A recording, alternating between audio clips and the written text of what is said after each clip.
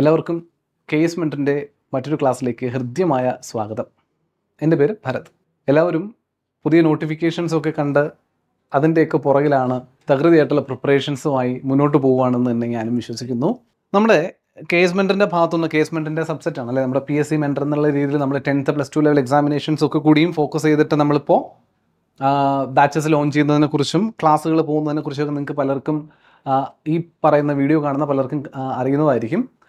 അപ്പോൾ നമ്മൾ നിങ്ങൾക്ക് ഒരു ന്യൂ ഇയർ ഗിഫ്റ്റ് എന്ന രീതിയിൽ KS മെൻറ്ററിൻ്റെ ഭാഗത്തുനിന്നൊരു എന്താ പറയുക ഒരു ബൂട്ട് ക്യാമ്പ് സെഷൻ, വളരെ തികച്ചും സൗജന്യമായിട്ടുള്ളൊരു ബൂട്ട് ക്യാമ്പ് സെഷൻ KS മെൻറ്ററിൻ്റെ ഭാഗത്തുനിന്ന് നിങ്ങൾക്ക് ഈ 10th ലെവൽ +2 ലെവൽ എക്സാമിനേഷനിലെ കുട്ടികൾക്ക് വേണ്ടി, അതിനെ പ്രിപ്പയർ ചെയ്യുന്ന കുട്ടികൾക്ക് വേണ്ടിയിട്ട് നമ്മൾ ആരംഭിച്ചിട്ടുണ്ട്. ഓൾറെഡി അത് നടന്നുകൊണ്ടിരിക്കുകയാണ് ഇപ്പോൾ കേട്ടോ.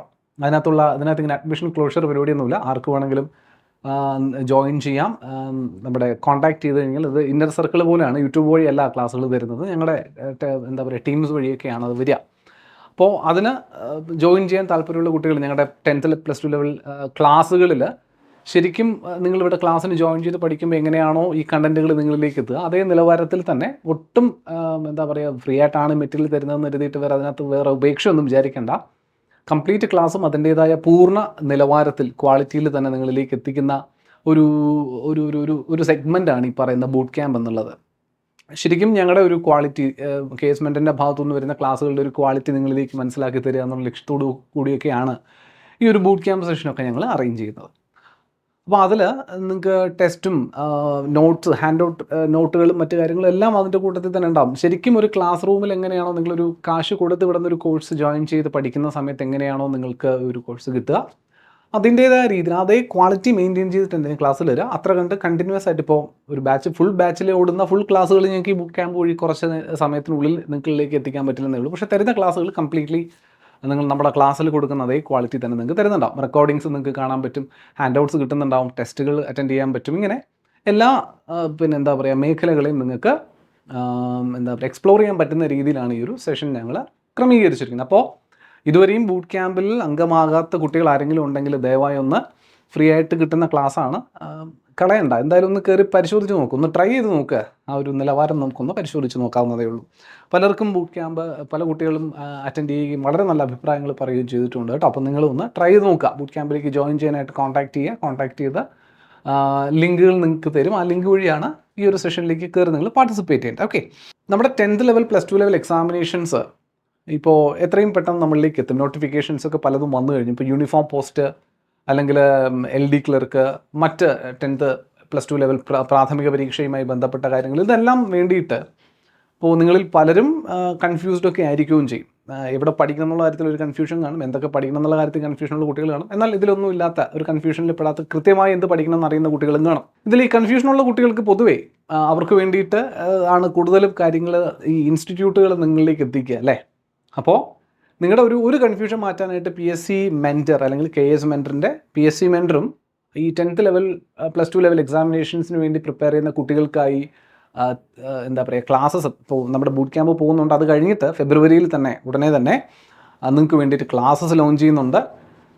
യൂണിഫോം പോസ്റ്റിന് വേണ്ടി പ്രത്യേകം ക്ലാസ്സുകളും, അല്ലാതെ 10th ലെവൽ എന്താ പറയുക എക്സാമിന് വേണ്ടി കോമൺ പ്രിലിമിനറിക്കൊക്കെ വേണ്ടി പഠിക്കുന്നവർക്ക് വേണ്ടി പ്രത്യേകം ക്ലാസ്സുകളും ഒക്കെ അറേഞ്ച് ചെയ്യുന്നുണ്ട്. അപ്പോൾ യൂണിഫോം തസ്തികയിലേക്ക് പോലീസോ എക്സൈസോ ഫയർമാനോ ഒക്കെ ആകാൻ ആഗ്രഹിക്കുന്ന ഒരുപാട് കുട്ടികളുണ്ട്. യൂണിഫോം ഇട്ട് ജോലി ചെയ്യാൻ ആഗ്രഹിക്കുന്ന ഒരുപാട് കുട്ടികളുണ്ട്. ആ ഒരു പവർഫുൾ ഒരു ഫോഴ്സിൻ്റെ ഭാഗമാകാൻ ആഗ്രഹമുള്ള കുട്ടികളുണ്ട്. അപ്പോൾ ഫോഴ്സ് ബാച്ച് ഞങ്ങൾ ലോഞ്ച് ചെയ്യുന്നുണ്ട്. ആ ഫോഴ്സിന് വേണ്ടി അവരെ തയ്യാറാക്കുക എന്നുള്ളതുകൊണ്ട് വളരെയധികം കോൺഫിഡൻസോടു കൂടി തന്നെ എനിക്ക് പറയാൻ പറ്റും, നിങ്ങൾക്ക് ഇവിടെ നിന്ന് പഠിപ്പിക്കുന്ന കാര്യങ്ങളെ കൃത്യമായി പഠിച്ച് റിവൈസ് ചെയ്തൊക്കെ പോവുകയാണെന്നുണ്ടെങ്കിൽ നിങ്ങൾക്ക് വളരെ പുഷ്പമായിട്ട് ഈ പറയുന്ന എക്സാമിനേഷൻസിന് വളരെ നല്ല സ്കോർ നേടി മുന്നോട്ട് പോകാൻ പറ്റും എന്നുള്ളതാണ്. പ്രിലിമിനറി ഇപ്പോൾ ഫോഴ്സിൻ്റെ കാര്യത്തിൽ പറയുമ്പോൾ പ്രിലിംസ് ഇല്ല, അവർക്ക് ഒറ്റ എക്സാം ആയിട്ടാണ് പോവുക. അപ്പോൾ വളരെ നല്ല സ്കോർ ചെയ്യാനായിട്ട് വളരെ വലിയ കഠിനമായിട്ടുള്ളൊരു പ്രയത്നം ഒന്നും വേണ്ട, സ്മാർട്ടായിട്ട് ഞങ്ങളുടെ കൂടെ നിന്ന് പ്രിപ്പയർ ചെയ്തോ, ഞങ്ങൾ നിങ്ങളുടെ ഫോഴ്സിലേക്ക് എത്തിക്കുന്ന കാര്യത്തിൽ ആ ഒരു ഗ്യാരണ്ടി ഞങ്ങൾ തരാം. അപ്പോൾ ചോദിക്കും എല്ലാവരെയും കൂടി കയറ്റാൻ പറ്റത്തില്ല, അതിൽ മികച്ച കുട്ടികൾ മുന്നോട്ട് പോകും, അത് വേറെ കാര്യമാണ് അല്ലേ. എന്നാലും നിങ്ങൾക്ക് പൂർണ്ണമായും വിശ്വസിച്ച് ജോയിൻ ചെയ്യാം. ഓക്കെ, അപ്പോൾ വായോ, നമുക്ക് ഫെബ്രുവരിയിൽ 10th പ്രിലിമിനറി എക്സാമിനേഷൻസിന് വേണ്ടിയിട്ടുള്ള ക്ലാസ്സുകളും ഫോഴ്സിലേക്കുള്ള ക്ലാസ്സസിലും ഒക്കെ കയറുവായോ, നമുക്ക് ആ കാര്യമായിട്ട് ഈ ടോപ്പിക്കുകളൊക്കെ പഠിച്ച് നിങ്ങളുടെ ഡ്രീം ജോബിലേക്ക് നമുക്ക് പ്രവേശിക്കാം. നമ്മൾ ഇന്നത്തെ സെഷനിൽ ഈ ഒരു യൂട്യൂബ് സെഷൻ ഉദ്ദേശിച്ചിരിക്കുന്നത് ഇന്ത്യയുടെ ഊർജ്ജ മേഖലയുമായിട്ട് ബന്ധപ്പെട്ട ഒരു ചെറിയ കാര്യം നിങ്ങളിലേക്ക് എത്തിക്കുക എന്നുള്ളതാണ്. ഇന്ത്യൻ എനർജി സെക്ടറുമായിട്ട് ബന്ധപ്പെട്ടുള്ള ഒരു ചെറിയ ഒരു സ്നിപ്പറ്റ്, ഒരു ചുരുങ്ങിയ വീഡിയോ ആണ്, ഷോർട്ട് വീഡിയോ ആണ്. അതുകൊണ്ട് തന്നെ ഒരുപാട് കാര്യങ്ങൾ, സുദീർഘമായിട്ടുള്ള കാര്യങ്ങളൊന്നും കൂടി എനിക്ക് ഇതിനകത്ത് ഇൻക്ലൂഡ് ചെയ്ത് വളരെ ഡീറ്റെയിൽ ആയിട്ട് പറയാൻ സാധിക്കില്ല. എന്നിരുന്നാലും ഈ ഒരു അരമണിക്കൂർ വീഡിയോയ്ക്കുള്ളിൽ നിർത്തിക്കൊണ്ട് നിങ്ങൾക്ക് തരാൻ പറ്റുന്ന ഇന്ത്യയുടെ ഊർജ്ജ മേഖലയുമായിട്ട് ബന്ധപ്പെട്ട ചില വസ്തുതകൾ നമുക്കൊന്ന് പരിചയപ്പെട്ടു പോകാം. എന്തൊക്കെയാണ് ആ വസ്തുതകൾ നോക്കുക. ഒന്ന്, ഇന്ത്യയുടെ ഊർജ്ജ മേഖല എന്ന് പറയുമ്പോൾ ശരിക്കും ഏതൊരു രാജ്യത്തിനെ അപേക്ഷിച്ച് നോക്കുമ്പോഴും അവരുടെ രാജ്യത്തിൻ്റെ ഡെവലപ്മെൻറ്റിനും ആൾക്കാരുടെ വെൽബീയിങ്ങിനും ഏറ്റവും കൂടുതൽ പ്രാധാന്യം കൊടുക്കുന്ന, അല്ലെങ്കിൽ പ്രാധാന്യം ഉള്ള ഒരു പർട്ടിക്കുലർ സെക്ടറാണ് ഫുഡ് ആൻഡ് അഗ്രികൾച്ചർ എന്ന് പറയുന്നതും അതുപോലെ എനർജി മേഖലയും. ഊർജ്ജം, എന്തും ഊർജ്ജമില്ലാതെ പ്രവർത്തിക്കില്ല എന്ന് പറയാമല്ലോ. എന്തിനാ, നമുക്ക് ഈ പറയുന്ന ഫുഡ് ആൻഡ് അഗ്രികൾച്ചർ എന്ന് പറയുന്ന ആ ഒരു ഇൻഡസ്ട്രി പോലും ആഹാരം നിർമ്മിക്കുന്നതിനും അത് ഉപയോഗപ്പെടുത്തുന്നതിനും പോലും ഈവൻ ഫ്രം ദി സ്റ്റാർട്ട് ഏതാ നമ്മുടെ ഫോട്ടോസിന്തസിസ് എന്ന് പറയുന്ന പ്രോസസ്സ് നടന്ന് ഗ്രീൻ പ്ലാന്റ്സ് ആഹാരം ഉണ്ടാക്കണമെങ്കിൽ പോലും എന്ത് വേണം, നമുക്ക് ഊർജ്ജം വേണം, എനർജി വേണം. അത് സൂര്യനിൽ നിന്ന് ലഭിക്കുന്നു നമ്മൾ പറയുന്നു. അപ്പോൾ ഊർജ്ജത്തിന് എത്ര കണ്ട് പ്രാധാന്യം ഉണ്ടെന്നുള്ള കാര്യം നമുക്ക് ഇങ്ങനെ തന്നെ നോക്കിയാലും മനസ്സിലാവുന്ന കാര്യമാണ്. ഇന്ത്യയുടെ ഊർജ്ജ മേഖലയിൽ ഇപ്പോൾ പ്രധാനമായിട്ടും ഞാൻ ഇന്ത്യയിലെ ഊർജ്ജ മേഖലകളെ കുറിച്ചുള്ള ഡീറ്റെയിൽഡ് ക്ലാസിഫിക്കേഷനും എന്താ പറയുക കാര്യങ്ങളൊന്നുമല്ല, എന്നാലും പ്രധാനമായിട്ടുള്ള കുറേ എനർജി പ്ലാന്റുകളുണ്ട്. ഇന്ത്യയിലെ ഊർജ്ജ മേഖലയിൽ വരുന്ന പദ്ധതികളുണ്ട്, പ്ലാന്റുകളുണ്ട്. അതൊക്കെയാണ് നമ്മൾ കൂടുതലും ഇന്നത്തെ സെഷനിൽ നമുക്ക് ഡീറ്റെയിൽ ആയിട്ട് നോക്കാൻ പറ്റുക. അതിൽ പ്രത്യേകിച്ച് ആണവ നിലയങ്ങളും അതുമായി ബന്ധപ്പെട്ട സംസ്ഥാനങ്ങളും മറ്റു കാര്യങ്ങളും, അതുപോലെ മറ്റു ചില പദ്ധതികളും, ചില വൈദ്യുത പദ്ധതികൾ, ഇങ്ങനെ നിരവധി അനവധിയായിട്ടുള്ള പദ്ധതികൾ ഇന്ത്യൻ നിലയങ്ങളായി നിലനിൽക്കുന്നുണ്ട്. ഇപ്പോൾ ഇന്ത്യയിൽ ഈ തെർമൽ പവർ പ്ലാന്റുകളുണ്ട്, ശരിയല്ലേ, താപോർജ്ജ നിലയങ്ങളുണ്ട്, അതുപോലെ ഹൈഡ്രോ ഇലക്ട്രിക് പവർ പ്ലാന്റുകളുണ്ട്. ജലവൈദ്യുതി ഉപയോഗിച്ച് പിന്നെ ജലത്തിൻ്റെ സംഭരണം, ഡാമുകൾ കെട്ടി, അണക്കെട്ടുകൾ കെട്ടി ജലം സംഭരിച്ച് അതിൽ നിന്ന് ഊർജ്ജം ഉൽപ്പാദിപ്പിക്കുന്ന ജലവൈദ്യുത പദ്ധതികളുണ്ട്. അതുപോലെ ആണവ നിലയങ്ങളുണ്ട്, അല്ലേ, ആണവ നിലയങ്ങളുണ്ട്, ന്യൂക്ലിയർ പവർ ഹൗസുകളുണ്ട്. ഇതിൽ നിന്നൊക്കെയും പരിശോധിച്ച് കഴിഞ്ഞാൽ ഇന്ത്യ ഏറ്റവും കൂടുതൽ ഊർജ്ജം ഉൽപ്പാദിപ്പിക്കുന്ന ഇന്ത്യയുടെ മേഖല എന്ന് പറയുന്നത് ഈ പറയുന്ന 3 മേഖലകളിൽ നിന്നും ഏറ്റവും കൂടുതൽ ഊർജ്ജം ഉൽപ്പാദിപ്പിക്കുന്നത് ഏത് മേഖലയിൽ നിന്നാണ് ചോദിച്ചാൽ അത് താപോർജ്ജ മേഖല തന്നെയാണ് കേട്ടോ. ശരിക്കും പറഞ്ഞാൽ തെർമൽ എനർജി തന്നെയാണ് ഇന്ത്യ ഏറ്റവും കൂടുതൽ ഉപയോഗിക്കുന്നത്. അതിൽ ഇപ്പോൾ താപം ഉൽപ്പാദിപ്പിക്കാൻ, ഹീറ്റ് ഉൽപ്പാദിപ്പിക്കാനായിട്ട് പല ഇന്ധനങ്ങൾ ഉപയോഗിക്കാം, ഫ്യൂവലുകൾ പലതും ഉപയോഗിക്കാം. കൽക്കരി ഉപയോഗിക്കാം, ഡീസൽ ഉപയോഗിക്കാം, നാഫ്ത ഉപയോഗിക്കാം. ഇങ്ങനെ ഒരുപാട് വൈവിധ്യമാർന്ന പ്രോഡക്റ്റുകൾ ഉപയോഗിച്ച് നമുക്ക് തീ ഉണ്ടാക്കാൻ പറ്റും, അല്ലേ, പിന്നെ എന്താ പറയുക, ചൂടുണ്ടാക്കാൻ പറ്റും, ഹീറ്റ് ഉണ്ടാക്കാൻ പറ്റും. അപ്പോൾ അതിൽ ഏറ്റവും കൂടുതൽ ഉപയോഗിക്കുന്നത് ഏതാണെന്ന് ചോദിച്ചാൽ അതിന് ഉത്തരം കൽക്കരിയാണ് എന്നുള്ളത് മനസ്സിലാക്കണം. കൽക്കരി കേട്ടോ. അപ്പോൾ ഏറ്റവും കൂടുതൽ ഇന്ത്യയിൽ നിന്നുള്ള ഊർജ്ജ മേഖലയിൽ കോൺട്രിബ്യൂട്ട് ചെയ്യുന്ന ഫ്യൂവൽ എന്ന് പറയുന്നത് കൽക്കരിയാണ്. ഇന്നും മാറിയിട്ടില്ല. നമുക്ക് ജാർഖണ്ഡും ഛത്തീസ്ഗഡും ഒക്കെ ഉള്ള സ്ഥിതിക്ക്, അതായത് ചോട്ടാനാഗ്പൂർ പീഠഭൂമി എന്ന് പറയുന്ന ഒരു പീഠഭൂമി, ഇന്ത്യൻ പീഠഭൂമിയുടെ ഭാഗമായിട്ട് നമ്മുടെ വടക്ക് കിഴക്കൻ ഭാഗത്തായിട്ട് സ്ഥിതി ചെയ്യുന്നതിനാൽ നമുക്ക് ഈ പീഠഭൂമിയിൽ നിന്ന് ഉൽപ്പാദിപ്പിക്കുന്ന കൽക്കരി ആവശ്യത്തിന് കിട്ടുന്നതുകൊണ്ട് തന്നെ നമ്മൾ ഈ കൽക്കരി ഏറ്റവും കൂടുതൽ ഉപയോഗിച്ചിട്ടാണ് ഇന്നും ഇന്ത്യയിലെ ഊർജ്ജത്തിൻ്റെ ആവശ്യകതയിൽ ഏതാണ്ട് 75% മീറ്റ് ചെയ്യുന്നത് എന്നുള്ളതാണ്. മൊത്തം നോക്കുമ്പോൾ ഒരു 60% മീറ്റ് ചെയ്യും. ഈ പറയുന്ന തെർമൽ പവർ പ്ലാന്റുകളിൽ 75% ഇങ്ങനെ കൽക്കരി ഉപയോഗിച്ച് കത്തിച്ചിട്ട് ഉപയോഗിക്കുകയും ചെയ്യും.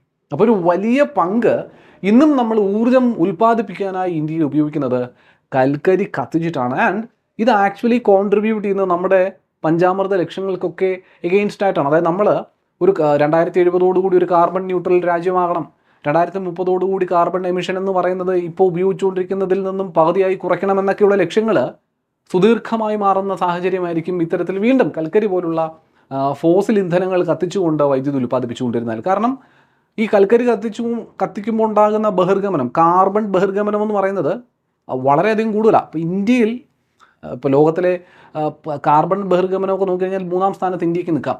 അത് കാരണം ഇന്ത്യയുടെ ഊർജ്ജ മേഖലയിൽ നിന്നുള്ള കോൺട്രിബ്യൂഷനാണ്. നമ്മൾ എത്ര കണ്ട് റോഡിലെ വാഹനങ്ങൾ, പെട്രോൾ ഡീസൽ വാഹനങ്ങളെ ഇലക്ട്രിക് ആക്കുന്നു, അതിനൊന്നും വലിയ കോൺട്രിബ്യൂഷൻ ഇല്ല കേട്ടോ.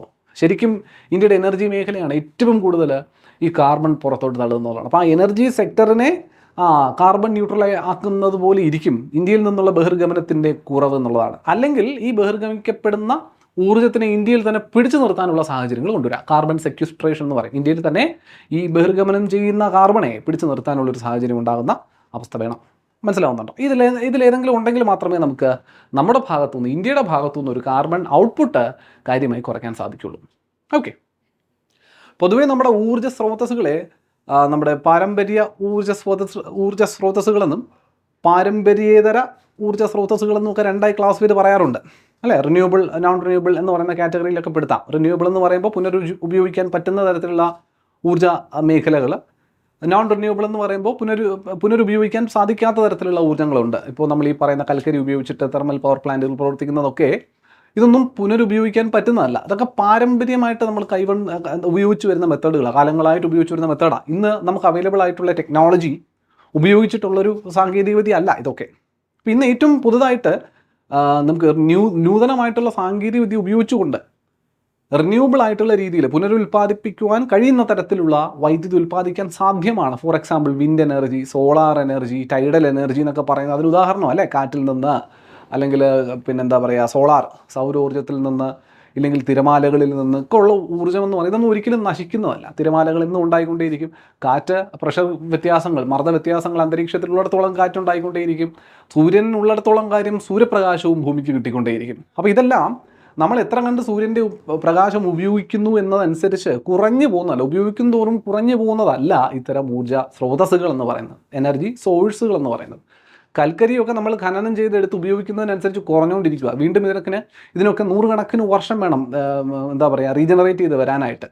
പെട്രോളിയം ഫ്യൂലും അതുപോലെയാണ്. റീജനറേറ്റ് ചെയ്യാനായിട്ട് ആയിരക്കണക്കിന് വർഷം എടുത്തിട്ടാണ് പെട്രോൾ ഉണ്ടാകുന്നത് അല്ലേ. ഈ ഡെഡ് ആയിട്ടുള്ള ആനിമൽസും പ്ലാന്റ്സും ഒക്കെ ജീർണിച്ചിട്ട് ആയിരക്കണക്കിന് വർഷങ്ങൾ കഴിഞ്ഞാണ് ആ ഫോസിൽ ഫ്യൂലുകൾ ഉണ്ടാകുന്നത്, ഈ പെട്രോളിയം പ്രോഡക്റ്റുകൾ ഉണ്ടാകുന്നത്. അപ്പോൾ ഇതൊക്കെ നമ്മൾ ഖനനം ചെയ്ത് ഉപയോഗിക്കുന്നതിനനുസരിച്ച് ഇതൊക്കെ റീഫില്ല് ചെയ്യപ്പെടുന്നുണ്ടോ എന്ന് ചോദിച്ചു കഴിഞ്ഞാൽ ഇല്ല. അതായത് ഉപയോഗിക്കും തോറും അളവിൽ കുറവ് സംഭവിക്കുന്നവയാണ് ഇവയൊക്കെ, ഈ പാരമ്പര്യ എനർജി സ്രോതസ്സുകൾ. എന്നാൽ പാരമ്പര്യേതരമായിട്ടുള്ള പുതിയ സാങ്കേതികവിദ്യയായ ഇത്തരത്തിലുള്ള സൗരോർജ്ജം, കാറ്റിൽ നിന്നുള്ള ഊർജ്ജം, തിരമാലയിൽ നിന്നുള്ള ഊർജ്ജം എന്നൊക്കെ പറയുന്നത് ഇതൊന്നും നമ്മൾ ഉപയോഗിക്കുന്നതിനനുസരിച്ച് കുറഞ്ഞു പോകുന്നവയല്ല. ബേസിക്കലി ഇത് അണ്ടർസ്റ്റാൻഡ് ചെയ്താൽ മതി. ഉപയോഗിക്കുന്നതനുസരിച്ച് കുറയുന്നുണ്ടോ കുറയുന്നില്ലയോ എന്നുള്ള കാര്യം മാത്രം അനുസരിച്ചാൽ മതി. അതിൽ നിന്ന് നമുക്ക് പിടികിട്ടും അത് പാരമ്പര്യമാണോ പാരമ്പര്യേതരമാണോ എന്നുള്ളതിൻ്റെ കോൺസെപ്റ്റിൽ പിടികിട്ടുന്നുണ്ടോ. അത്തരത്തിൽ ഈ ഉപയോഗിക്കുന്നതിനനുസരിച്ച് ശരിക്കും പറഞ്ഞാൽ ഇത് കുറയുന്നുണ്ടോ കൂടുന്നുണ്ടോ എന്നുള്ള കാര്യത്തിൽ ഇന്നും ചോദ്യചിഹ്നമാണ്. ന്യൂക്ലിയർ എനർജി എന്ന് പറയും, ആണവോർജ്ജം വളരെ ചെറിയ ഇൻപുട്ടിൽ നിന്ന് വളരെ വലിയ ഔട്ട്പുട്ട് ഉണ്ടാക്കാൻ സാധിക്കുന്ന ഒരു മേഖലയാണ് കേട്ടോ. ശരിക്കും പറഞ്ഞാൽ നല്ല എഫിഷ്യൻ്റ് ആയിട്ടുള്ളൊരു പവർ ജനറേഷൻ പദ്ധതികളാണ് ആണവോർജ്ജ നിലയങ്ങൾ എന്ന് പറയുന്നത്. കാരണം ചുരുങ്ങിയ ഫ്യൂവലിൽ നിന്ന്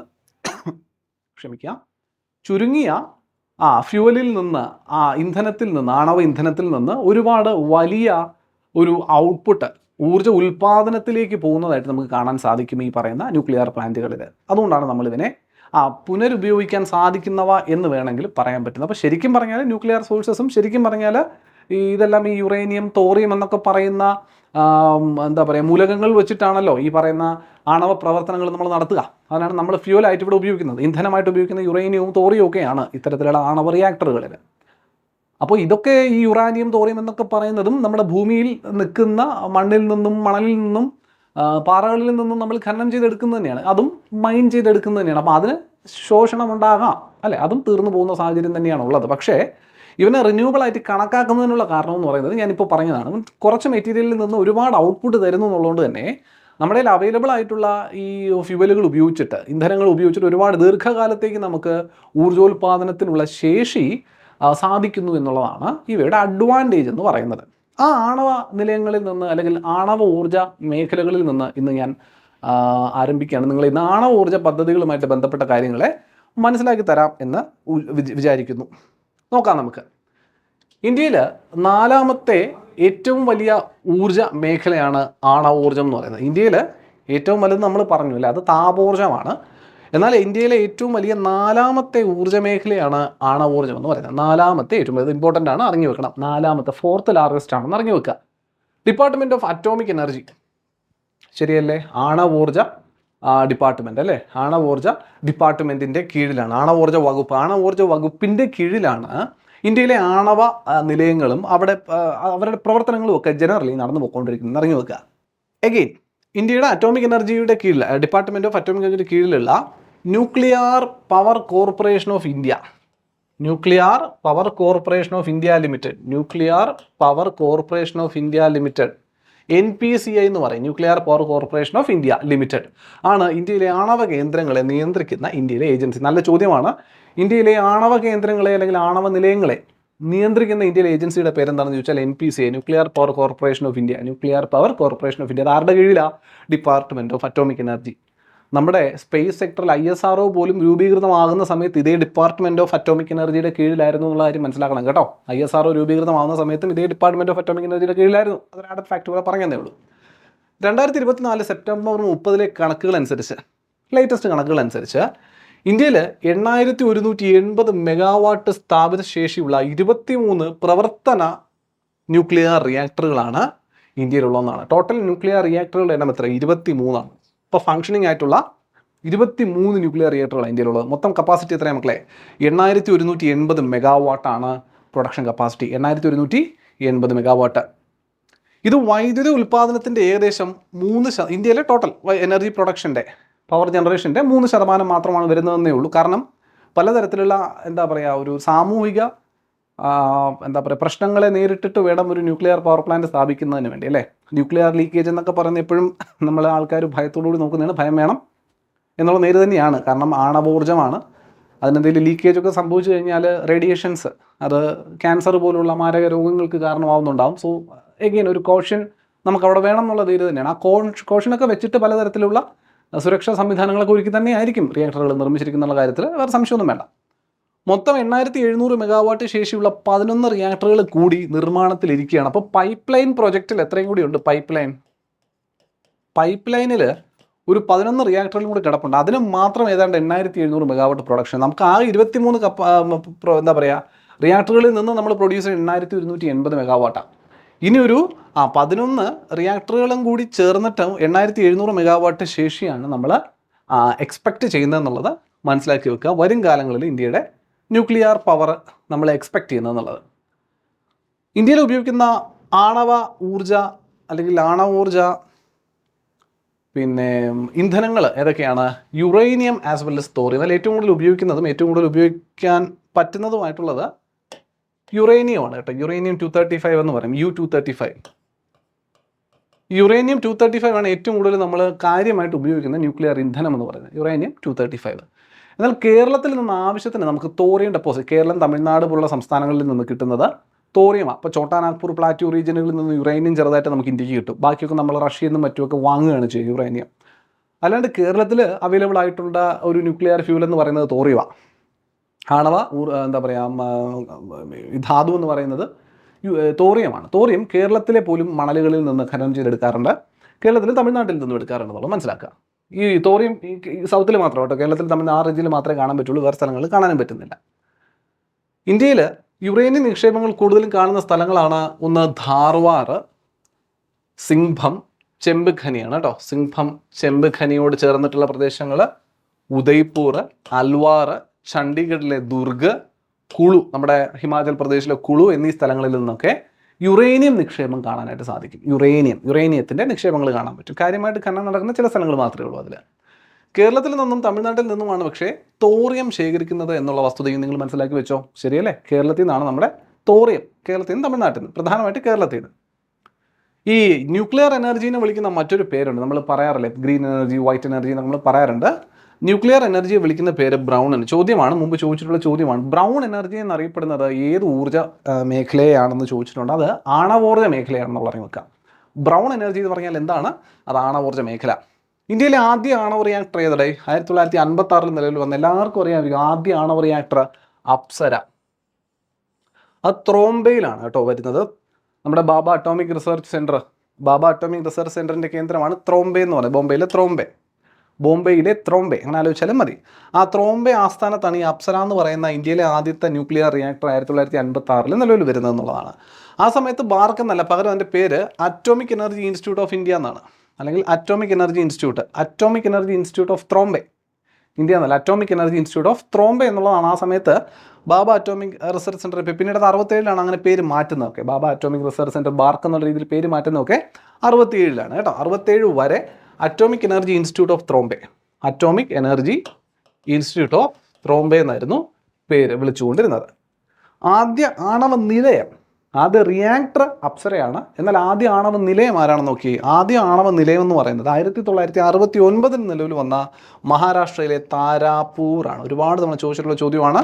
ഇത് ഫുള്ള് PYQ. ഞാൻ ഇന്ന് ഡിസ്കസ് ചെയ്യുന്ന കാര്യങ്ങൾ ഫുള്ളും PYQ തന്നെയാണ്, മനസ്സിലാക്കി വെച്ചിരിക്കുന്നത് കേട്ടോ. അപ്പോൾ താരാപൂർ, മഹാരാഷ്ട്രയിലെ താരാപൂർ ആണ് 1969 നിലവിൽ വന്ന ഇന്ത്യയിലെ ആദ്യ ആണവ നിലയം എന്ന് പറയുന്നത്. ഇന്ത്യയിൽ പൂർണ്ണമായി ഇന്ത്യയിലുള്ള ഇന്ത്യൻ ഗവൺമെൻറ് ഭരിക്കുന്ന ഇന്ത്യയിലെ ആണവ നിലയം എന്ന് പറയുന്നത് താരാപൂറിൽ, മഹാരാഷ്ട്രയിലെ താരാപൂർ ആണെന്ന് അറിഞ്ഞു വെക്കുക.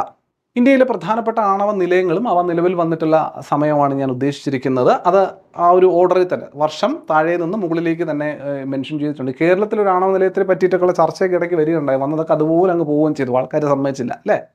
നോക്കാം നമുക്ക്. ആദ്യത്തേത് താരാപൂറാണ്, നമ്മളിപ്പോൾ പറയുകയാണ് അല്ലേ. 1969 താരാപൂർ, മഹാരാഷ്ട്രയിൽ. രണ്ടാമത്തത് രാജസ്ഥാൻ അറ്റോമിക് പവർ സ്റ്റേഷനാണ്. അത് രാജസ്ഥാനിൽ 1973 രണ്ടാമത്തെ ആണവ നിലയം വരുന്നത്, 1973. 3 മദ്രാസ് അറ്റോമിക് പവർ സ്റ്റേഷനാണ്. കൽപ്പാക്കം എന്ന് പറയുന്നത്, കൽപ്പാക്കമാണ്. മദ്രാസ് അറ്റോമിക് പവർ സ്റ്റേഷനാണ്, കൽപ്പാക്കത്താണ് സ്ഥിതി ചെയ്യുന്നത്. കൽപ്പാക്കം. അപ്പോൾ കൽപ്പാക്കം എന്ന് പറയുന്നത് അത് തന്നെയാണ് കേട്ടോ, Kalpakkam. 1984 Madras atomic power station Tamil Nadu, അല്ലെങ്കിൽ കൽപ്പാക്കം എന്ന് പറയുന്ന സ്ഥലത്താണ് 1984 രൂപീകൃതമാകുന്നത്. ഈ ഒട്ടുമുക്കാലും ഇതിൽ നിന്ന് ചോദിച്ചിരിക്കുന്ന ചോദ്യം എന്ന് പറയുന്നത്, ഇന്ന പവർ പ്ലാന്റ് അത് ഏത് സംസ്ഥാനത്താണ് നിലകൊള്ളുന്നത് എന്നുള്ളതുമായി ബന്ധപ്പെട്ടിട്ടാണ്. നിരവധി തവണ ഈ 10th + 2 ലെവൽ എക്സാമിനേഷൻ്റെ പശ്ചാത്തലത്തിൽ ഈ ഒരു ചോദ്യം വന്നിരിക്കുന്നത് അങ്ങനെയാണ്. ഏത് സംസ്ഥാനം, എന്താണ് ആ ആണവ നിലയത്തിൻ്റെ പേര് എന്നുള്ളതാണ് കേട്ടോ. അപ്പോൾ നറോറ എവിടെയാണ്? നറോറ ഉത്തർപ്രദേശാണ്. 91 നിലവിൽ വരുന്നത്. ആദ്യം 69, പിന്നീട് 73, പിന്നീട് 84, പിന്നീട് 91. 91 നറോറ ഉത്തർപ്രദേശ്. കക്രപ്പാറ ഗുജറാത്ത് 93, കക്രപ്പാറ 93 ഗുജറാത്തിൽ നിലവിൽ വരുന്നു. കൈഗ കർണാടകത്തിൽ 2000 നിലവിൽ വരുന്നയാളാണ്. Kaiga power plant. Koodankulam again തമിഴ്നാട്ടിലാണ്. അപ്പോൾ കൂടുതൽ ഇപ്പോൾ മദ്രാസ്, നമ്മുടെ കൽപ്പാക്കവും പറഞ്ഞു, കൂടംകുളവും പറഞ്ഞു, രണ്ടും തമിഴ്നാട്ടിലാണ്. 2013 ലേറ്റസ്റ്റ് വന്നത് കൂടംകുളം തന്നെയാണെന്ന് ഓർത്ത് വെക്കുക. അപ്പോൾ ഈ 1, 2, 3, 4, 5, 6, 7 ആണവ നിലയങ്ങളുണ്ട്. ഈ 7 ആണവ നിലയങ്ങളാണ് പ്രധാനികൾ. ഇന്നുവരെയും ചോദ്യങ്ങൾ ചോദിച്ചുകൊണ്ടിരിക്കുന്നത് ഇവന്മാരെ കുറിച്ച് തന്നെയാണ്, ഒന്ന് ഓർത്ത് വെച്ചേക്കുക. നിലവിൽ ഇന്ത്യയിൽ ഏറ്റവും കൂടുതൽ ഉൽപ്പാദന ശേഷിയുള്ള ആണവ നിലയം ഏതെന്ന് ചോദിച്ചാൽ അത് കൂടംകുളമാണ് കേട്ടോ. ഒരു ലേറ്റസ്റ്റ് ആയിട്ട് ഫോം ചെയ്തിട്ടുള്ള നമ്മുടെ കൂടംകുളം ആണവ നിലയമാണ്. തമിഴ്നാട്ടിലെ കൂടംകുളം ആണവ നിലയമാണ് ഇന്ത്യയിൽ നിലവിൽ ഏറ്റവും കൂടുതൽ പവർ ജനറേറ്റ് ചെയ്തുകൊണ്ടിരിക്കുന്ന ആണവ നിലയം എന്ന് പറയുന്നത്. ജപ്പാനിലെ ഫുക്കുഷിമ പ്ലാന്റിന് സമാനമായ നിർമ്മിതിയാണ് കൂടംകുളം. അതും വേണമെങ്കിൽ ചോദിക്കാവുന്നതാണ്, സ്റ്റേറ്റ്മെൻ്റ് ആയിട്ടൊക്കെ വേണമെങ്കിൽ ചോദിക്കാവുന്നതാണ്. പിന്നെ അതായത് ജപ്പാനിലെ ഫുക്കുഷിമ പ്ലാന്റിന് സമാനമായി ഇന്ത്യയിൽ നിർമ്മിച്ചിട്ടുള്ള ആണവ നിലയം ഏതെന്ന് ചോദിക്കാം. ഇപ്പോൾ ജപ്പാൻ ഫുക്കുഷിമ ഒക്കെ പറയുമ്പോൾ നമ്മൾ വിചാരിക്കുന്ന ഏതെങ്കിലും പഴയ ആണവ നിലയമായിരിക്കും എന്ന് കരുതി പോവും, പക്ഷേ കൂടംകുളമാണെന്ന് അറിഞ്ഞു വെക്കുക. തദ്ദേശീയമായി വികസിപ്പിച്ച ഇന്ത്യയിലെ ആദ്യ ആണവ നിലയം ഏതെന്ന് ചോദിച്ചാൽ അത് കൽപ്പാക്കമാണ്, നമ്മുടെ മദ്രാസ് അറ്റോമിക് പവർ സ്റ്റേഷൻ അല്ലേ, കൽപ്പാക്കം. പൂർണ്ണമായി ഇന്ത്യയുടെ സാങ്കേതിക വിദ്യ ഉപയോഗിച്ച്, അല്ലെങ്കിൽ ഇന്ത്യ വികസിപ്പിച്ചെടുത്ത സാങ്കേതിക വിദ്യ ഉപയോഗിച്ച് പണിയെടുപ്പിച്ച ഇന്ത്യയിലെ ആണവ നിലയമാണ് കൽപ്പാക്കം. 941 ദിവസം നിർത്താതെ തുടർച്ചയായി പ്രവർത്തിച്ചതിന് ലോക റെക്കോർഡ് നേടിയ ആണവ നിലയം ഏതാണ്? ചോദ്യമാണ്. അത് കൈഗ. 941 ദിവസം തുടർച്ചയായി പ്രവർത്തിച്ച്, 941 ദിവസം തുടർച്ചയായി ബ്രേക്കില്ലാതെ പ്രവർത്തിച്ച് വൈദ്യുതി ഉൽപ്പാദിപ്പിച്ചതിൽ ലോക റെക്കോർഡ് നേടിയെടുത്ത ആണവ നിലയമാണ് കർണാടകയിലെ കൈഗ ആണവ നിലയം എന്ന് പറയുന്നതെന്ന് ഓർത്തു വയ്ക്കാം. ക്ലിയർ ആണല്ലോ? മതി. ആണവോർജ പദ്ധതികൾ, അതുമായി ബന്ധപ്പെട്ടിട്ട് നിങ്ങൾക്ക് തൽക്കാലം അത്രയും ഇൻഫർമേഷൻ അറിഞ്ഞിരുന്നാൽ മതി. ഇനി ഞാൻ പോകുന്നത് ജലവൈദ്യുത പദ്ധതികളുമായി ബന്ധപ്പെട്ട ഒരു രത്ന ചുരുക്കമാണ്. പ്രധാനപ്പെട്ട കുറേ ജലവൈദ്യുത പദ്ധതികൾ നമുക്ക് നോക്കിപ്പോവാം. ജലം അണക്കെട്ടുകളിൽ സംരക്ഷിച്ച് അതിൽ നിന്ന് വൈദ്യുതി ഉൽപ്പാദിപ്പിക്കുന്ന സംവിധാനമാണ് ജലവൈദ്യുത പദ്ധതികൾ എന്ന് എല്ലാവർക്കും അറിയാം അല്ലേ. അണക്കെട്ടുകളിൽ കെട്ടിനിർത്തി പെൻ സ്റ്റോക്ക് എന്ന് പറയുന്ന പൈപ്പുകൾ, എന്താണ് പെൻ സ്റ്റോക്ക് എന്ന് പറയുന്ന പൈപ്പുകൾ ഉപയോഗിച്ച് ഹൈ പ്രഷറിൽ വെള്ളം ഡാമിൽ നിന്ന് പമ്പ് ചെയ്ത് പവർ സ്റ്റേഷനുകളിലേക്ക് വിടുന്നു. പവർ സ്റ്റേഷനുകളിൽ ഘടിപ്പിച്ചിരിക്കുന്ന ടർബൈനുകളെ കറക്കാനായിട്ട് ഈ വെള്ളത്തിൻ്റെ ഗതികോർജ്ജം ഉപയോഗിക്കുന്നു. ആ ഗതികോർജ്ജം ഉപയോഗിച്ച് കറങ്ങുന്ന ടർബൈനുകളിലെ മെക്കാനിക്കൽ യാന്ത്രികോർജ്ജം എന്ന് പറയുന്നത് എന്തായിട്ട് കൺവേർട്ട് ചെയ്യപ്പെടുകയാണ്? വൈദ്യുതോർജ്ജമായിട്ട്, ഇലക്ട്രിക്കൽ എനർജി ആയിട്ട് കൺവേർട്ട് ചെയ്യപ്പെടുകയും അത് ജനറേറ്ററുകൾ, അങ്ങനെ ആ കൺവേർഷൻ നടത്തുന്ന ആൾക്കാരെ വിളിക്കുന്ന പേരാണ് ജനറേറ്ററുകൾ. അങ്ങനെ ജനറേറ്ററുകളിൽ നിന്ന് വൈദ്യുതി എടുക്കുകയും പിന്നീട് അത് ഡിസ്ട്രിബ്യൂട്ട് ചെയ്യുകയും ചെയ്യുവാണ് ഇത്തരം പ്ലാന്റുകളിലൂടെ നടത്തുന്നത്. ജലവൈദ്യുത ഉൽപ്പാദനത്തിൽ ലോകത്തിൽ 5ാം സ്ഥാനത്താണ് ഇന്ത്യ എന്ന് പറയുന്നത് കേട്ടോ. ലോകത്തിലെ ഹൈഡ്രോ പവർ ഉപയോഗിക്കുന്നതിൽ 5ാം സ്ഥാനമാണ് ഇന്ത്യ എന്ന് പറയുന്നത്. ജലവൈദ്യുത പദ്ധതികൾക്ക് മേൽനോട്ടം കൊടുക്കാൻ ഇന്ത്യയിൽ national hydro electric power corporation NHPC എന്ന സ്ഥാപനം 1975 ആരംഭിക്കുന്നുണ്ട്. അതിന് മുമ്പേ പവർ പ്ലാന്റുകളൊക്കെ നമുക്കുണ്ട്. എന്നാലും ഇങ്ങനെ ഇതിനൊക്കെ ക്രോഡീകരിക്കുന്നതിന് വേണ്ടി ഒരു agency national hydro power corporation എന്നുള്ള രീതിയിൽ, ഹൈഡ്രോ ഇലക്ട്രിക് പവർ കോർപ്പറേഷൻ എന്നുള്ള രീതിയിൽ തുടങ്ങുന്നത് 75 നോക്കിയിരുന്നാൽ മതി. ഫരീദാബാദാണ് അതിൻ്റെ ആസ്ഥാനം കേട്ടോ. ഫരീദാബാദ് ആസ്ഥാനമാക്കിയിട്ടാണ് NHPC പ്രവർത്തിക്കുന്നതെന്ന് പറയാം. ഇന്ത്യയിലെ ആദ്യ വൻകിട ജലവൈദ്യുത പദ്ധതിയാണ് 1902 കർണാടകയിൽ കാവേരി നദിയിൽ ആരംഭിച്ചിട്ടുള്ള ശിവസമുദ്രം പദ്ധതി. ചോദ്യമാണ്, ഒരുപാട് തവണ PSC ചോദിച്ച ചോദ്യമാണ്. ഇന്ത്യയിലെ ആദ്യ വൻകിട ജലവൈദ്യുത പദ്ധതിയാണ് 1902 കർണാടകയിലെ കാവേരി നദിയിൽ ആരംഭിച്ച ശിവസമുദ്രം പദ്ധതി. സ്വാതന്ത്ര്യ ഇന്ത്യയിലെ ആദ്യ, ഇതിപ്പോൾ 1902 ബിഫോർ ഇൻഡിപെൻഡൻസ്, ഇത് സ്വാതന്ത്ര്യ ഇന്ത്യയിൽ 1947 ശേഷമുള്ള കാര്യമാണ് പറയുന്നത്.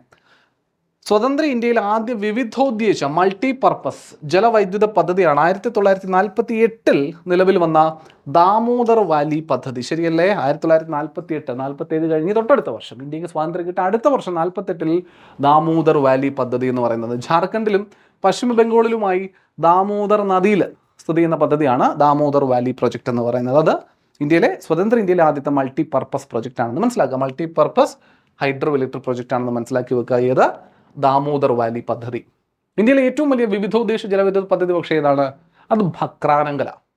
ഹിമാചൽ പ്രദേശിലും പഞ്ചാബിലുമായി സത്ലജ് നദിയിൽ സ്ഥിതി ചെയ്യുന്ന ഭക്രാനങ്കൽ ജലവൈദ്യുത പദ്ധതിയാണ് ഏറ്റവും വലിയ മൾട്ടിപർപ്പസ് വിവിധോദ്ദേശ ജലവൈദ്യുത പദ്ധതി എന്ന് പറയുന്നത് കേട്ടോ. ആദ്യത്തത് ദാമോദർ വാലി, ഏറ്റവും വലുത് ഭക്രാനങ്കൽ. അങ്ങനെ വേണം പഠിക്കാൻ. ഹിമാചൽ പ്രദേശിലും പഞ്ചാബിലുമായി ഏത് നദിയിൽ? സത്ലജ് നദിയിൽ. ഏത് നദി? സത്ലജ്. സിന്ധു നദിയുടെ ഏറ്റവും നീളം കൂടിയ പോഷക നദി അല്ലെ? സിന്ധു നദിയുടെ ഏറ്റവും നീളം കൂടിയ പോഷക നദിയായ സത്ലജ് നദിയിലാണത് സ്ഥിതി ചെയ്യുന്നത്. ഗോവിന്ദ് സാഗർ തടാകത്തിലാണ് അണക്കെട്ട് സ്ഥിതി ചെയ്യുന്നത്. പറയാം ഏത് തടാകത്തിലാണ്? ഓക്കെ, ഈ ഭക്രാനങ്കൽ സ്ഥിതി ഏത് തടാകത്തിലാണെന്ന് ചോദിച്ചു കഴിഞ്ഞാൽ ഗോവിന്ദ് സാഗർ തടാകത്തിലാണെന്ന് കൂടി അറിഞ്ഞു വെക്കാം. ഭക്ര അണക്കെട്ടും നങ്കൻ അണക്കെട്ടും ഇത് രണ്ടും ഒറ്റ സാധനമല്ല കേട്ടോ. ഭക്രാനങ്കൽ എന്ന് പറഞ്ഞ ഒരൊറ്റ പേര്, ഒരൊറ്റ അണക്കെട്ടോ അല്ല. ശരിക്കും ഭക്ര, നങ്കൽ 2 സ്ഥലങ്ങളിലായിട്ട് സ്ഥിതി ചെയ്യുന്ന 2 അണക്കെട്ടുകളാണ്. ഈ സത്ലജ് നദിയിൽ തന്നെ 2 ഇടങ്ങളിലായി സ്ഥിതി ചെയ്യുന്ന 2 അണക്കെട്ടുകളാണ്. ഈ കമ്പൈൻഡ് പ്രൊജക്റ്റിനെയാണ് നമ്മൾ ഭക്രാനങ്കൽ എന്ന് പറയുന്നതേ ഉള്ളൂ കേട്ടോ. അവ 2 ആയിട്ടുണ്ടെന്നുള്ളത് മനസ്സിലാക്കി വെക്കുക. ഉത്തരാഖണ്ഡിലെ തെഹ്രി അണക്കെട്ടാണ് ഇന്ത്യയിലെ ഏറ്റവും ഉയരം കൂടിയ അണക്കെട്ട് കേട്ടോ. 260.5 മീറ്റർ ഉയരത്തിൽ സ്ഥിതി ചെയ്യുന്ന ഉയരത്തിലാണ് ഡാമിൻ്റെ ഉയരം തന്നെ. ഇന്ത്യയിലെ ഏറ്റവും ഉയരത്തിൽ സ്ഥിതി ചെയ്യുന്ന അണക്കെട്ട് എന്ന് ചോദിച്ചാലും ഇന്ത്യയിലെ ഏറ്റവും ഉയരം കൂടിയ അണക്കെട്ട് എന്ന് ചോദിച്ചാലും ഒക്കെ നമ്മൾ പറയുന്നത് ഏതാ? തെഹ്രി അണക്കെട്ടാണ്. തെഹ്രി അണക്കെട്ട് എവിടെയാണ്? ഉത്തരാഖണ്ഡിലാണ്. ഓൾട്ടിറ്റ്യൂഡ് MSL മീൻ സീ ലെവലിൽ എന്തായാലും കൂടി നിൽക്കുന്ന സ്ഥലമാണ് ഉത്തരാഖണ്ഡ് അല്ലേ? മീൻ സീ ലെവലിൽ നിന്ന് ഒരുപാട് ഓൾട്ടിറ്റ്യൂഡ് കൂടി നിൽക്കുന്ന സ്ഥലമാണ് ഉത്തരാഖണ്ഡ്. അത് വെച്ചും കണക്ട് ചെയ്യാൻ പറ്റും. ഭഗീരഥി നദിയിലാണ് തെഹ്രി അണക്കെട്ട് സ്ഥിതി ചെയ്യുന്നത് കേട്ടോ. ഭഗീരഥിയിലാണ് ഗംഗയുടെ പോഷക നദി അല്ലേ? ഭഗീരഥിയിലാണ് അണക്കെട്ട് സ്ഥിതി ചെയ്യുന്നത്. ഒഡീഷയിൽ മഹാനദിക്ക് കുറുകെ പണിയിപ്പിച്ചിട്ടുള്ളതാണ് ഇന്ത്യയിലെ ഏറ്റവും നീളം കൂടിയ അണക്കെട്ട്. അതിൻ്റെ പേരെന്താ? ഹിരാക്കുഡ്. ഒഡീഷയിൽ മഹാനദിക്ക് കുറുകെ പണിയിപ്പിച്ചിട്ടുള്ളതാണ് ഇന്ത്യയിലെ ഏറ്റവും നീളം കൂടിയ അണക്കെട്ട്. പേര് ഹിരാക്കുഡ് അണക്കെട്ട്. അണക്കെട്ടുകളുമായിട്ട് ബന്ധപ്പെട്ടിട്ടുള്ള വസ്തുതകളാണ് പറഞ്ഞു പോകുന്നത് കേട്ടോ. ക്ഷമിക്കുക. ഇന്ത്യയിലെ ഏറ്റവും വലിയ മേസൺട്രി അണക്കെട്ട് പക്ഷേ ഏതാണ്ടേ? അത് ആന്ധ്രയുടെയും തെലങ്കാനയുടെയും അതിർത്തിയിലായി കൃഷ്ണാനദിയിൽ സ്ഥിതി ചെയ്യുന്ന നാഗാർജുന സാഗർ അണക്കെട്ട്. ഇന്ത്യയിലെ ഏറ്റവും വലിയ മേസൺട്രി അണക്കെട്ട്. മേസൺട്രി എന്ന് പറയുമ്പോൾ മറ്റേ കല്ലൊക്കെ വെച്ച് കെട്ടി, കല്ലിങ്ങനെ അടുക്കി വെച്ച് കെട്ടിയിട്ടുണ്ടാക്കുന്ന അണക്കെട്ടിനാണ് നമ്മൾ മേസൺട്രി എന്ന് പറയാം. ആ മേസൺട്രി അണക്കെട്ട് ഇന്ത്യയിലെ ഏറ്റവും വലുത് ഏതാണ്? അത് ആന്ധ്രയുടെയും തെലങ്കാനയുടെയും അതിർത്തിയിൽ കൃഷ്ണാനദിയിൽ സ്ഥിതി ചെയ്യുന്ന ഏതാണ്? നാഗാർജുന സാഗർ അണക്കെട്ടാണെന്ന് മനസ്സിലാക്കുക. നാഗാർജുന സാഗർ. ആന്ധ്രാപ്രദേശിലെ ജൻജാവതി അണക്കെട്ടാണ് ഇന്ത്യയിലെ ആദ്യ റബ്ബർ അണക്കെട്ട്. ഇതിൽ പിന്നീട് ബീഹാറിലൊക്കെ ഇത്തരത്തിൽ റബ്ബർ അണക്കെട്ടുകളൊക്കെ വരുന്നുണ്ട്. ബീഹാറിൽ വരുന്ന പുതിയ റബ്ബർ അണക്കെട്ട് എന്നൊക്കെ പറയുമ്പോൾ അത് കാറ്റ് കയറ്റി ഇൻഫ്ലേറ്റ് ചെയ്ത് വലുതാക്കിയിട്ട് വെള്ളത്തിന് തടഞ്ഞു നിർത്തുക, ആവശ്യമുള്ള സമയത്ത് മാത്രം വെള്ളം തടഞ്ഞു നിർത്തുക എന്നുള്ള ഫ്ലഡിങ് ഒഴിവാക്കുക, ഇങ്ങനത്തെ പല കാര്യങ്ങൾക്ക് വേണ്ടിയിട്ടാണത് നിർമ്മിക്കുന്നത്. അങ്ങനെ ആദ്യത്തെ റബ്ബറൈസ്ഡ് അണക്കെട്ട് നിർമ്മിക്കുന്നത് പക്ഷേ ജൻജാവതി അണക്കെട്ടാണ്. അതായത് ആന്ധ്രാപ്രദേശിലാണ് ജൻജാവതി അണക്കെട്ട് എന്ന് പറയുന്നത്. മൈസൂരിലെ വൃന്ദാവൻ പൂന്തോട്ടത്തിനടുത്തായി സ്ഥിതി ചെയ്യുന്ന അണക്കെട്ട് ഏതെന്ന് ചോദിച്ചാൽ അതാണ് കൃഷ്ണരാജ സാഗർ അണക്കെട്ട്. അല്ലെങ്കിൽ മൈസൂരിലെ അണക്കെട്ട് എന്ന് പറയുമ്പോൾ തന്നെ നമ്മൾ കണക്ട് ചെയ്യുന്ന ഒരാളുണ്ട്. മൈസൂർ പറയുമ്പോൾ കണക്ട് ചെയ്യുന്ന എം വിശ്വേശ്വരയ്യ, മൈസൂർ വിശ്വേശ്വരയ്യ, അങ്ങനെ വല്ലതും കണക്ട് ചെയ്ത് വെച്ചോ. വിശ്വേശ്വരയ്യ അണക്കെട്ടെന്ന് വിളിക്കുന്നതും ഇത് തന്നെയാണ് കേട്ടോ. കൃഷ്ണരാജ സാഗർ അല്ലെങ്കിൽ വിശ്വേശ്വരയ്യ അണക്കെട്ട്. നമ്മുടെ എഞ്ചിനീയറിംഗിൻ്റെ പിതാവെന്നൊക്കെ വിളിക്കുന്ന ആളാണ് അല്ലേ, എം വിശ്വേശ്വരയ്യ. അത് തന്നെയാണ്. അതുകൊണ്ട് നമ്മളിവിടെ കണക്ട് ചെയ്ത് പറയുന്നത്. ഇന്ത്യയിലെ ഏറ്റവും വലിയ കോൺക്രീറ്റ് ഗ്രാവിറ്റി ഡാം ഏതെന്ന് ചോദിച്ചു കഴിഞ്ഞാൽ അത് സർദാർ സരോവർ അണക്കെട്ടാണ് കേട്ടോ. സർദാർ സരോവർ അണക്കെട്ടാണെന്ന് അറിയാം. ഗുജറാത്തിലെ നർമ്മദ നദിയിൽ സ്ഥിതി ചെയ്യുന്ന സർദാർ സരോവർ അണക്കെട്ടാണ് ഇന്ത്യയിലെ ഏറ്റവും വലിയ കോൺക്രീറ്റ് ഗ്രാവിറ്റി അണക്കെട്ട്. ഗ്രാവിറ്റി അണക്കെട്ട് എന്ന് പറയുമ്പോൾ ഇത്രയേ ഉള്ളൂ. സ്വന്തം നിർമ്മിതിയുടെ ഭാരം കൊണ്ട് വെള്ളത്തിൻ്റെ പ്രഷറിനെ തടഞ്ഞു നിർത്തി നിലകൊള്ളുന്ന അണക്കെട്ടുകളെയാണ് ഗ്രാവിറ്റി അണക്കെട്ടുകൾ എന്ന് പറയാം. അപ്പോൾ ഇന്ത്യയിൽ അപ്പോൾ സ്വാഭാവികമായിട്ടും അതിൻ്റെ ഭാരം കൂടുന്നതിനകത്ത് ഉപയോഗിച്ചിരിക്കുന്ന കോൺക്രീറ്റിൻ്റെ വ്യാപ്തം പരിശോധിച്ചിട്ട് തന്നെയായിരിക്കും. അപ്പോൾ വ്യാപ്തത്തിൻ്റെ അടിസ്ഥാനത്തിൽ ലോകത്തിൽ 2ാം സ്ഥാനമാണ് ഈ ഇത് സ്ഥിതി ചെയ്യുന്നത് കേട്ടോ. ഈ പറയുന്ന സർദാർ സരോവർ അണക്കെട്ടിനെ നമുക്ക് കണക്കാക്കാൻ പറ്റുക. അങ്ങനെ ഉള്ള ഗ്രാവിറ്റി ഡാമാണ് സർദാർ സരോവർ അണക്കെട്ട് എന്ന് പറയുന്നത്. എവിടെയാണ്? നർമ്മദ നദിയിലാണ്. നർമ്മദ നദി എവിടെയാണ്? ഗുജറാത്തിൽ. നർമ്മദ നദിയിൽ ഏത് സംസ്ഥാനം? ഗുജറാത്തിലാണെന്നുള്ളതും അറിഞ്ഞ് മനസ്സിലാക്കി നോട്ട് ചെയ്ത് വെക്കുക. ക്ലിയർ ആണല്ലോ?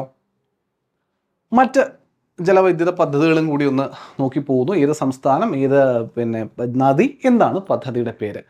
നമ്മൾ എക്സാമിന് വേണ്ട കാര്യങ്ങൾ അനുസൃതമാക്കി പഠിക്കുന്നത് കൊണ്ടാണ് ഇങ്ങനെ പോകുന്നത് കേട്ടോ. യെസ്. ഒന്ന്, ഉറി ജലവൈദ്യുത പദ്ധതി. ഉറി ദ സർജിക്കൽ സ്ട്രൈക്ക് എന്ന് പറഞ്ഞൊരു സിനിമ നിങ്ങൾ കണ്ടിട്ടുണ്ടാകും. ആ ഉറി എവിടെയാ? ജമ്മു കാശ്മീർ അല്ലേ. അപ്പോൾ ഉറി ജലവൈദ്യുത പദ്ധതി എവിടെയാ? കശ്മീരിലാണ്. ഝലം നദിക്ക് കുറുകെ. ഏത് നദി? ഝലം നദി. സിന്ധു നദിയുടെ പോഷക നദിയാണ് അല്ലേ. ഝലം നദിക്ക് കുറുകെയാണ് ഉറി ജലവൈദ്യുത പദ്ധതി. 2, കക്രപ്പാറ ജലവൈദ്യുത പദ്ധതി. കക്രപ്പാറ എന്ന് പറയുന്ന ജലവൈദ്യുത പദ്ധതി ഏത്? ഗുജറാത്ത്. കക്രപ്പാറ ഗുജറാത്തിലാണ്. താപ്തി നദിയിലാണ്. നർമ്മദയും ഉണ്ട്, താപ്തിയും അതുവഴി ഒഴുകുന്നുണ്ട്. അതിൽ താപ്തിയിലാണ് കക്രപ്പാറ. ശിവസമുദ്രം ജലവൈദ്യുത പദ്ധതി വളരെ ഫേമസ് ആണ്, ഒരുപാട് തവണ ചോദിച്ചിട്ടുള്ളതാണ്. ശിവസമുദ്രം. ശിവസമുദ്രം എവിടെയാ? ശിവസമുദ്രം കർണാടകയിലാണ്. ശിവസമുദ്രം കർണാടകയിലാണ്. കർണാടകയിൽ കാവേരി നദി. കർണാടകയിൽ കാവേരി നദിയാണല്ലോ. അപ്പോൾ കർണാടകയിലെ കാവേരി നദിയിൽ. ഓംകാരേശ്വർ ജലവൈദ്യുത പദ്ധതി നർമ്മദ നദിയിൽ തന്നെയാണ്. മധ്യപ്രദേശിലാണെന്ന് മാത്രം, ഗുജറാത്തല്ല. മധ്യപ്രദേശിലൂടെ നർമ്മദ ഒഴുകി വരുമ്പോൾ മധ്യപ്രദേശും മഹാരാഷ്ട്രയും ഗുജറാത്തും ഒക്കെ തഴുകി പോകുന്നുണ്ട്. അതിൽ മധ്യപ്രദേശിലാണ് നർമ്മദ. ഓംകാരേശ്വർ ജലവൈദ്യുത പദ്ധതിക്ക് വേദിയാകുന്നതെന്ന് മനസ്സിലാക്കുക. ഓംകാരേശ്വർ മധ്യപ്രദേശ്. ഓംകാരേശ്വർ മധ്യപ്രദേശ്. ഇന്ദിരാസാഗർ ജലവൈദ്യുത പദ്ധതി എവിടെയാ? അതും മധ്യപ്രദേശിൽ തന്നെയാണ്, നർമ്മദ നദിയിൽ തന്നെയാണ്. അപ്പോൾ ഓംകാരേശ്വരും ഇന്ദിരാസാഗറും ഈ നർമ്മദ നദിയിൽ തന്നെ മധ്യപ്രദേശ് എന്ന സംസ്ഥാനത്ത് തന്നെ നിലകൊള്ളുന്ന 2 ജലവൈദ്യുത പദ്ധതികളാണ്. പ്രധാനപ്പെട്ടവരാണ്. 2ഉം ചോദിച്ചിട്ടുള്ളതാണ് അല്ലേ. പിന്നൊന്ന് സുവർണരേഖ ജലവൈദ്യുത പദ്ധതി. കേരളത്തിലുള്ളവരെ ഞാൻ ഇതിനകത്ത് ഇൻക്ലൂഡ് ചെയ്യുന്നില്ല. കേരളത്തിലുള്ളവർക്ക് പ്രത്യേകിച്ച് നമ്മൾ കേരളവുമായി ബന്ധപ്പെട്ട കാര്യങ്ങൾ വരുമ്പോൾ ഡീറ്റെയിൽ ആയിട്ട് പഠിക്കാനുണ്ടെന്നുള്ളതുകൊണ്ട് കേരളത്തിലെ ആൾക്കാരെ ഞാൻ ഇവിടെ ഉൾക്കൊള്ളിക്കുന്നത്. അത് കേരള ജിയോഗ്രഫി കോൺസെപ്റ്റിനകത്ത് നമ്മൾ ഇൻക്ലൂഡ് ചെയ്ത് പഠിക്കുന്നതാണ് ഡീറ്റെയിൽ ആയിട്ട്. അപ്പോൾ സുവർണരേഖ എവിടെയാണ്? ജാർഖണ്ഡിലാണ്. സുവർണരേഖ നദിയിൽ ജാർഖണ്ഡിലാണ് സുവർണരേഖ പദ്ധതി എന്താ പറയുക നിലവിലുള്ളത് എന്നുള്ളതും അറിഞ്ഞു വെക്കുക, മനസ്സിലാക്കി വയ്ക്കുക. ക്ലിയർ അല്ലേ? ഇത്രയേ ഉള്ളൂ. പ്രധാനപ്പെട്ട ജലവൈദ്യുത പദ്ധതികളും പ്രധാനപ്പെട്ട ആണവോർജ പദ്ധതികളും അല്ലെങ്കിൽ ആണവ പദ്ധതികളുമായി ബന്ധപ്പെട്ടിട്ടുള്ളൊരു സെഷനായിരുന്നു നമ്മൾ ഇന്ന് ഡിസ്കസ് ചെയ്യാനായിട്ട് ഉദ്ദേശിച്ചിരുന്നത്. അപ്പോൾ ഇത്രയും പറഞ്ഞു പോയ കാര്യങ്ങളിൽ വേറെ കൺഫ്യൂഷനൊന്നും ഇല്ലാണ്ട് തന്നെ നിങ്ങൾക്ക് എല്ലാവർക്കും ഓർമ്മയുണ്ട് എന്ന് പ്രതീക്ഷിക്കുവാണ്. കണ്ടൻറ്റ് പഠിക്കാൻ ഒരുപാട് കാര്യങ്ങൾ നമുക്ക് പറഞ്ഞു പോകാനൊക്കെ ഉണ്ട്.